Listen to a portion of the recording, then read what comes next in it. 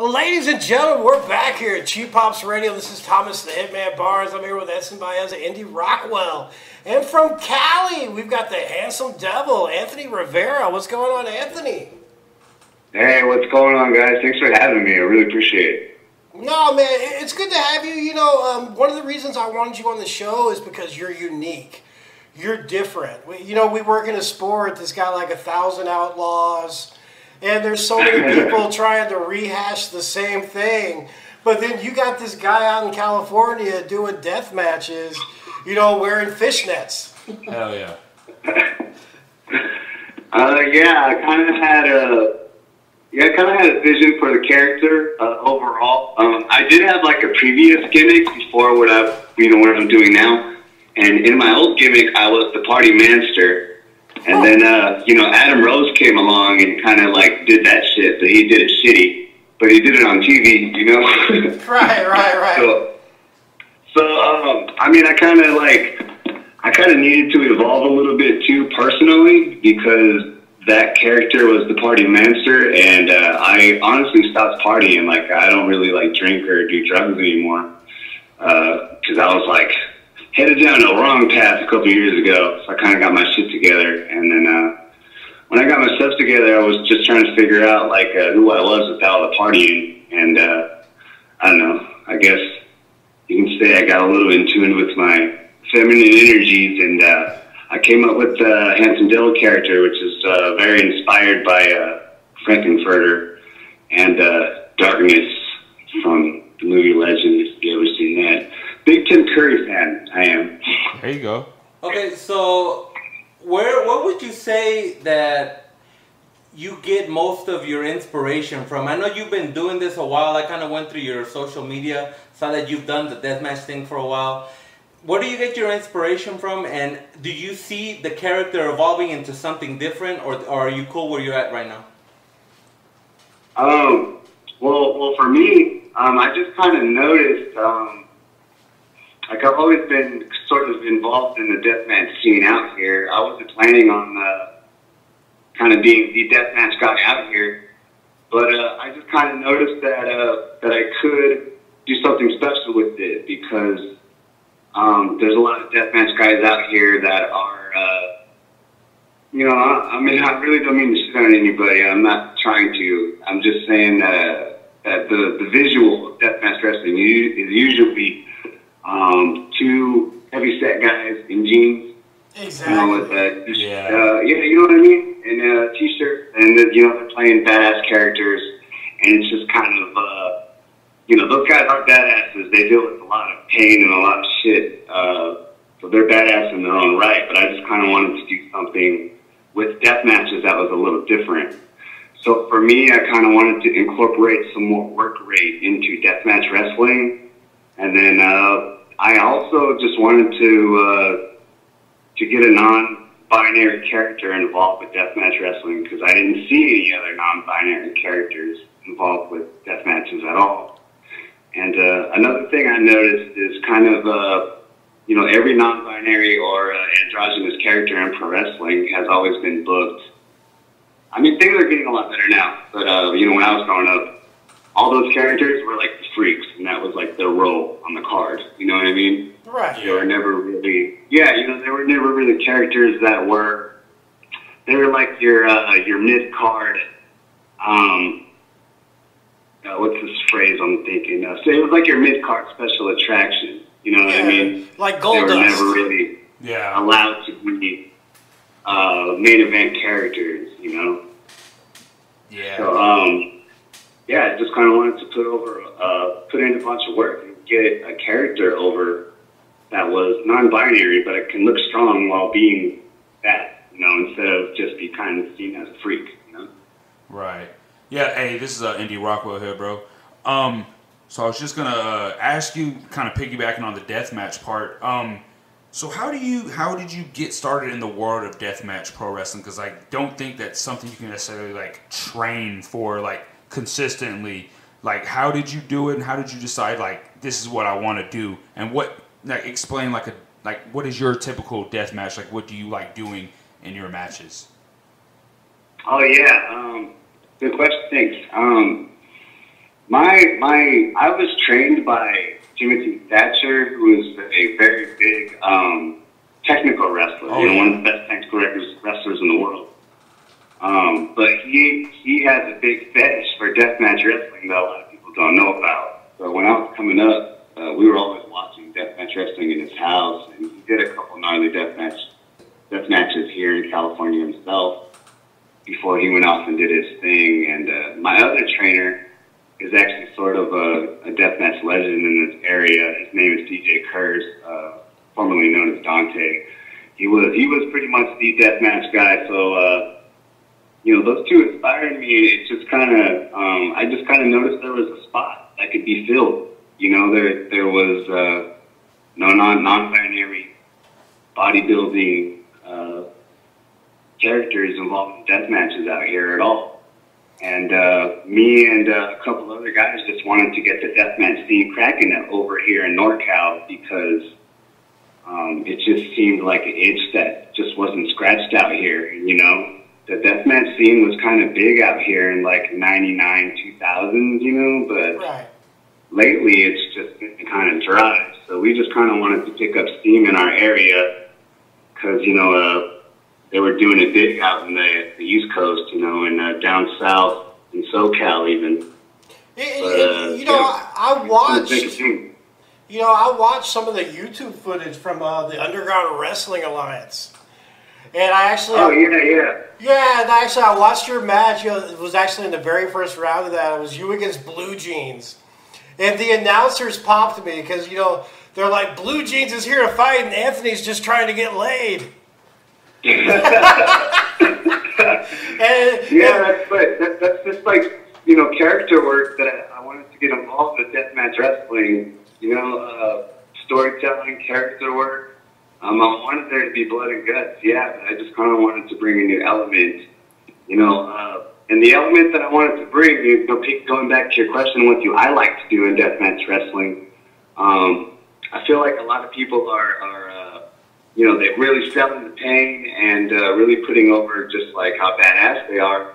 What I like to do is like get into like a kinky vibe about it. Like if I'm bleeding, take the blood and like smear it all over my body, and just bring a kink element to it because I'm a kinky motherfucker first, to be honest. There you go. Yeah.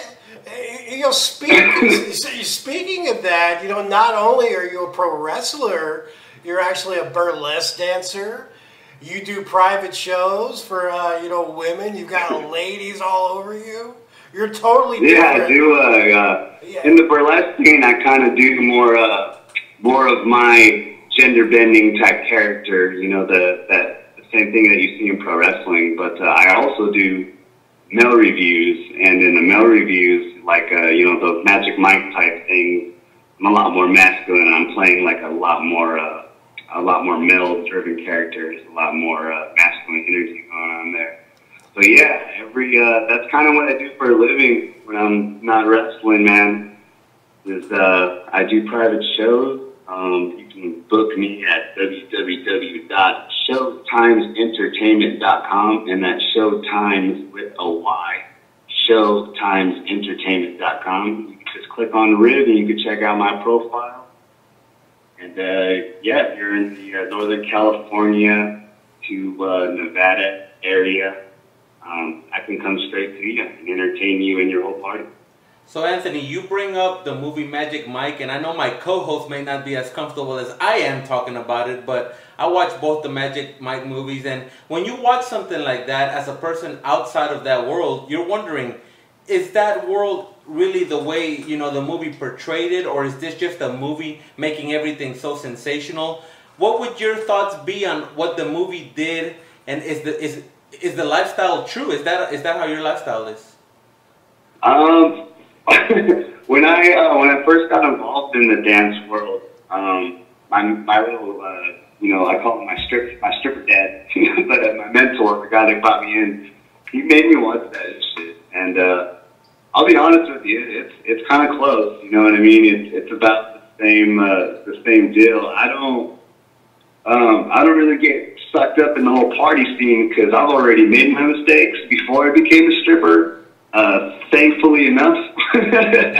So, you know, but every party I go to, man, I mean, there's alcohol and drugs, and the scene is pretty, you know, it's a party scene, man. And I would say you definitely have to, you know, have a will and make the right choices to kind of be involved, or to stack paper in this business, rather. You just come in this business and have a great time, but, you know, if you wanted to kind of make something out of it, it's really important to stay focused, man, because you can get sucked up by the women, money, and the drugs real easily, you know, if you're not too cautious about those things, man. Yeah, so in everything that you do, you seem incredibly comfortable with the way you are, with who you are. You know, to anyone that's listening to this show, I mean, we're trying to portray here, we're trying to tell the world, cheap pops is for everyone. I know we're copying that off of AEW, but not enough people really do stuff like this to show that, you know, they support. Now, if someone's listening out there and they see your pictures on Instagram and they see how comfortable you are, what advice do you have to someone that's maybe shy out there, or maybe, you know, doesn't want to let that come out of them? What would you say to those people? I would say that the best decision that you'll ever make in your entire life is decide that you don't care what other people think, and to just let loose and be free, be yourself. You know, when I cleaned up and I got rid of the drugs and alcohol, I really had to like hone in on who I was and figure that out. And you know, a lot of people just need to do some soul searching and figure out who they are. And once they kind of get a grasp of how unique they can be, I think that's beautiful. So if they can just kind of like bring that out, and kind of like how you're describing the way that you see me on my social media, you know, the real spark will always shine through, and it will always grab somebody's attention. And, you know, just, it's like a light, you know, people are just drawn to the light. So yeah, man, if you're going through anything, or if you're just like a little shy, don't be afraid to like work hard and let that energy out, man. You only got one life. Don't waste it, you know? Hey, you know, one thing I notice about you on social media and stuff like that, you're very opinionated. And you do it very intelligent. Nowadays, people make a big mistake, and, you know, they have these opinions, and they just mass tweet out a bunch of things or make some crazy Facebook post. And then half the time they get called out on it. But when you do it with such intelligence, then it's really hard to say, well, this guy is wrong. Kind of tell me where you get that from. Like, do you spend days thinking about it, or does it just pop up and you post it? I really am a firm believer in a little saying. How does it go? It's do no harm but take no shit. You know what I mean? Right. And I feel very, very strongly that everyone should live comfortably and exactly how they want to live, as long as they're not harming anybody. So, you know, I'm very, very involved in the community out in Sacramento. I just moved out to Vegas, so I'm not too involved in the community out there just yet.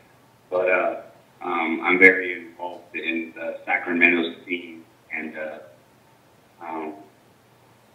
you know, the pride is going on right now, and you know, I have my hand in shows out there, and I have for a couple of years now. And yeah, that's just because I feel like you know, I'm a little gender bending, a little weird myself, and I feel like I've kind of gotten some judgments for that. So, and I'm not even, you know, I'm not facing things like you know, getting the shit beat out of me because I kissed my lover or anything like that these other people are going through.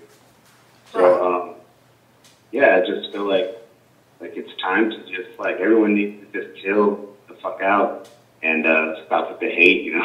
No, you're right, you're right.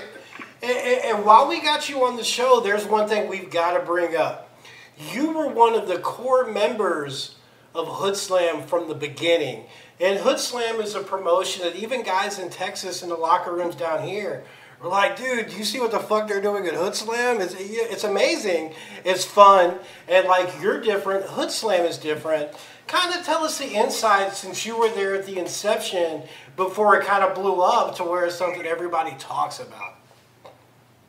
Honestly, the HoodSlam thing took off because we were just being ourselves and like having fun. And we were having so much fun, and we stopped.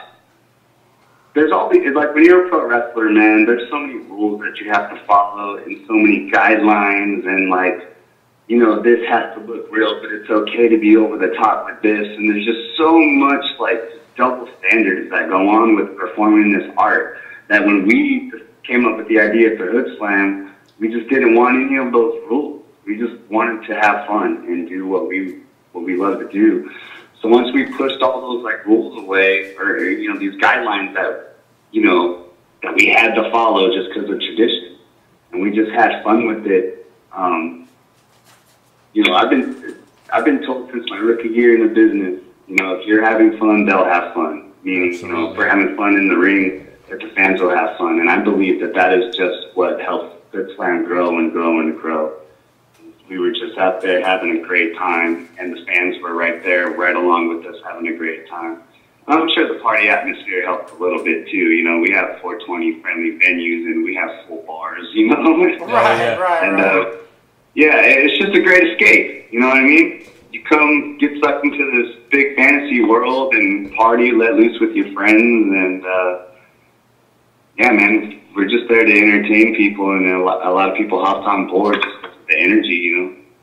So now tell me, you know, how does the burlesque and the dancing and the private shows and then the wrestling, being so over the top, how hard is it for you to form a real life relationship outside of that? Because there's obviously going to be jealousy from like a significant other. It definitely takes someone. Oh God, I've been through like a lot of relationships myself, so I understand this. Sometimes you're gonna face. I've been involved with people that are like also involved in the same things as me, like pro wrestling and burlesque, and I've dealt with like, you know, just professional jealousy there, and then there is the whole thing with you gotta have a partner that's comfortable with you, like giving these lap dances and all that stuff. You just have to really separate that entertainment me from the real me. I mean, they could kind of bleed through. But on social media, I mean, they could kind of bleed through, or, you know, because I have my opinions and things like that. Right. But, yeah, just like me in person, you know, you just got to keep yourself in check. I admittedly, you know, have, you know, quote unquote lived the gimmick and like made stupid mistakes, but I appreciate like the kind words that you say about me, but honestly, the only reason I kind of seem to have a head on right these days is because I've made a lot of mistakes, brother. We totally get it, man. I'm just now, you know, I've been entertaining for like over a decade now, man, and I'm just like, I'm getting things right now, you know? Right, man. Life's like a freeway, and sometimes we all take the wrong exits. Hey, I mean, if I could just add something about, you know, one more thing about the whole life thing, it's, you just got to move forward, man, because you're going to make mistakes and you're going to fail. I was just having a conversation with a buddy of mine earlier. You know, if you just find yourself doing the same thing over and over again, and if it's not working out for you, don't throw your hands up in the air and quit. You know, you just need to be like, okay, this thing that I'm doing just isn't working for me. So, you know, you got to switch it up, or, you know, trial and error, figure out what does work for you. Right. And while we've got you on, why don't you tell our listeners where they can find you on social media? You've already gave us your website. You know, tell us about your bookings. Put yourself over. Oh, yeah, great. Thanks, man. I appreciate that opportunity, actually. You could find me on Facebook at facebook.com/SPWRiv. That SPW referring to the company I first started with. I made that my URL like 10 years ago. I haven't been able to change it. So That's how you can find me on Facebook. It's facebook.com/SPWRiv. You could find me on the Instagram at HandsomeDevilRiv and hashtag HandsomeDevilRiv. I don't really use Twitter a whole lot. I do have one on there. Fuck is it? It's Handsome Devil FTF for Twitter. Yeah. But I'll be honest with you, man. Just follow me on the Instagram and Facebook. I'm always on there. And if you're feeling generous, my Venmo is HB Anthony Rivera. Just saying. Well, let me tell you something, Anthony. I'm from California myself. I grew up in South Central, and it's great. It really is great to have you on. But if you ever decide to make a move or just visit Texas, Thomas and I, we don't own our own promotion, but we've been around, and we'd love to see some of your work. So make sure you get in touch with us. And I have one personal request. Make Thomas Barnes the referee for your match. Though, I honestly might take you up on that, brother, because I've been hearing from many people that I would fit in great over in Austin, Texas. Oh, yes. ACW. Oh, yeah. Yes. Yes. Yeah. You ever heard of... Yeah, I might have to go peep that out. I'm sorry to interrupt you. Go ahead. You're fine. No, you're fine. No. Yeah, we've got great people down here. Like, we've got a guy by the name of Dark Star. I think you've worked some shows with a guy by the name of Chuy Martinez. Yeah, those guys will... Oh, yeah. I love that guy. Yo, shit. Yeah, he. I'm sure he loves Thomas, too. But like I said, my only request is you make Thomas the referee, because I want to see him do some deathmatch shit. Hell yeah. Oh, man, I love working with the referees for deathmatch stuff, man. It's always like a good time to add them into your story, you know? Yeah, one time Pentagon made him dive, and this guy, let me tell you something, he's my buddy, but he's super fat, and it was hilarious. So, yeah, make him do some of that deathmatch stuff. But, hey, you know what? Thank you for being on. We really appreciate how candid you were about everything. We're looking forward to some more of your work, and you always have a platform here to share whatever you need, my friend. Yeah, thanks, brother. Well, thank y'all so much for having me, man. I really appreciate the opportunity to kind of hop on here and just kind of tell my story a little bit, man. Oh, man, we love you, brother. You got a home anytime. Just hit me up, brother. All right, boom, boom. Boom, boom. And we'll be right back here on Cheap Pops Radio.